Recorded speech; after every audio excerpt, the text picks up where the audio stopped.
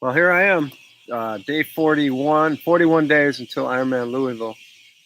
And I really don't have a lot to say necessarily, but hey, Pickles, come here. But there's Pickles. It's my buddy's dog. He's staying here for a while. And I'm watching Pickles and Maddie right now. Today was Labor Day, and we kicked out a podcast. I'm Mike with the Crushing Iron podcast, co-host and color commentator with Coach Robbie. It was Labor Day. Podcast number 195 came out today. Every Monday and Thursday, you will find a Crushing Iron podcast where we talk about all things triathlon and all things mental, psychological, like that's the same, mental, spiritual, physical, from you name it, anything that surrounds this sport, we get into it. Today's podcast was about a little bit of a recap of 70.3 Worlds. We talk a little bit about the rain in Madison and what's going to happen with that. And what else did we talk? How to get the most out of your run. This is really interesting. I had 4 people in here, now I have 2. So I don't know what I just said that turned them off, but I guess enough. You know what? So what? I don't really care. If they don't want to listen, that's fine. Nobody's forcing anybody to listen to this or the Crushing Iron podcast. It's just something we're doing and trying to be real with it. And whatever. If it's pissing you off, that's fine. I don't know. I don't know where that came from. But anyway, today for me was a Monday. It's a Monday for everybody, but for me it was the beginning of a little bit of a recovery block, and it started with a 2000 swim, which wasn't bad, but it wasn't like super easy, and that's kind of a funny thing, to think about. I always think about that kind of stuff, like 5 or 6 years ago, to think about doing 2,000 meters in a pool was absolutely insane. And now it's an easy day. So I guess, there's something, to keep your spirits up. I mean, it's kind of hard sometimes when you get so deep in this sport that you don't like appreciate those kind of things, like going out for a simple 50-minute run. No way. I mean, for almost 50 years of my life, that never happened. And now it's like whenever I think about it and I have to do it, it's like, okay, easy day. I'm going out to run 50 minutes, little 5-mile jog. I mean, that's kind of cool, right? So I try to keep that stuff in perspective. But anyway, I got to look. The pool can just get me sometimes. I don't know what it is. I don't know if it's I always talk about this, but I don't know if it's like some days there's more chlorine in there or not. But I think it was mainly the fact that I just drank mainly coffee all morning and then went to the pool like I was just going to destroy something, but I was really dehydrated. And then, of course, when you drink water after a bunch of coffee, you start pissing all the time, and then you have to get in and out of the pool. It wasn't very fluid, no pun intended. But so I got that, and then tomorrow I think I'm on the bike, and then Wednesday I'm on the car driving to Wisconsin, which is basically like doing an Ironman, which is a 9-hour drive for me. I think about it like that sometimes, the mental toughness of just focusing on the road ahead, the long journey. And then, yeah, I mean, I'm in Wisconsin. My dad will have pizza ordered. I pull into Rockford, Illinois. It's a long-standing tradition usually around 6 o'clock, because I leave here about 9. And I might try to leave earlier this Wednesday, but we'll see. But anyway, I call my dad, and then he orders a pizza, and then it shows up right about the time I get to his house.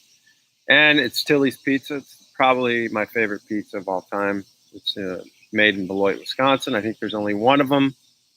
Many, many people have tried to franchise that operation, and for whatever reason, they have just said no. And every day that goes by makes me appreciate that even more. because everything is franchised now. It never stops.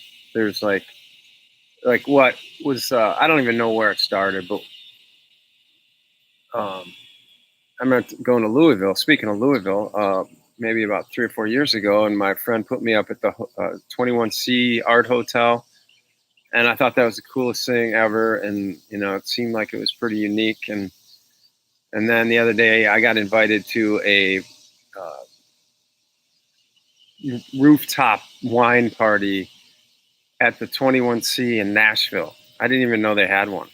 That's how disconnected I can get from this city sometimes, and how fast it's growing, and how out of control things feel. So we've got Louisville coming up, right? Raise your hands if you're doing it. Talking tonight. I'm actually thinking about putting together I've got all this video from Louisville and up on the bridge and kind of outlining the buoy lines and all that sort of stuff. I was thinking about putting together Wes is doing it. Yeah. I was thinking about putting a little video, explainer video of how the swim course works for those people who haven't done it before. I've got video shooting up behind the island, and then I've got shooting all the way up to the turn buoy, so I could kind of explain the layout and the look and the lines and everything like that, and maybe that would help some people. Maybe it would even help me, frankly, because usually the best thing to do is just stay on the buoy line and sight at least 2 buoys ahead if you can, because if you're only sighting 1 buoy at a time, you're going to go like this. Most likely. I mean, I'm exaggerating, but you know what I'm saying. It's better to kind of look along. And that was the other thing I think about a lot too, is like whenever I sight and I'm offline, historically I have just made a dramatic left turn instead of just saying, all right, I'm a little bit offline, just sort of slowly correct it, instead of like burning a bunch of energy on a huge, Yui right in the middle of the river. And then do that multiple times over the course of the race. It's just all about relaxing, man. Just swimming in towards the Yum Center. Once you get around that corner, it's kind of hard to screw that line up too bad, because you're just looking at that big white building, and that's really all you should think about for the next 1,500 to 2,000 meters. I mean, you're not going to get too far off whack if you're looking at that instead of worrying about the buoy line. But anyway, that's that. You can see the sun's going down here, and it's about 7:22 Central Time, and I am just hanging out. And now that Ozark is done for me, that's the best and worst, best thing and worst thing ever. Netflix, when they release 10 episodes on Friday and I'm done with it on Sunday night. I don't know how that happens. Well, I mean, I do know how it happens, but that show was like, I could not, I wish I could have walked away many times. I have a friend who really loves Peaky Blinders. It's another Netflix show that I love as well.